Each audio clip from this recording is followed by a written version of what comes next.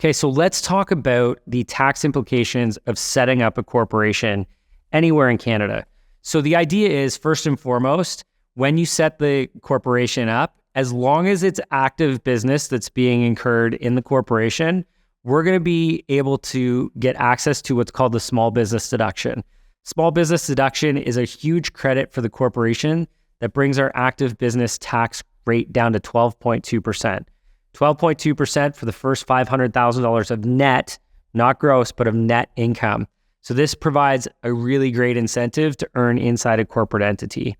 What happens as well in this case when we're dealing with tax consequences is it changes the options that we have as an individual to withdraw money from a company.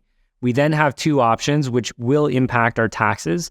One is to go on a salary, which is a deduction inside the business. It's taxed at a higher rate personally, subject to Canada Pension Plan and potentially employment insurance withholdings as well, and maybe even some income tax withholdings too. So there are a lot of source deductions that the company has to essentially withhold on behalf of your paycheck and remit to the government on a regular basis. The other option that we have as a shareholder of the corporation is to take a dividend distribution. Now, this is not a deduction in the company, but remember, the company is paying tax at 12.2%.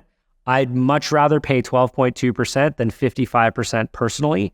So I'm okay without getting that tax deduction. I just want you to know that that's how that works.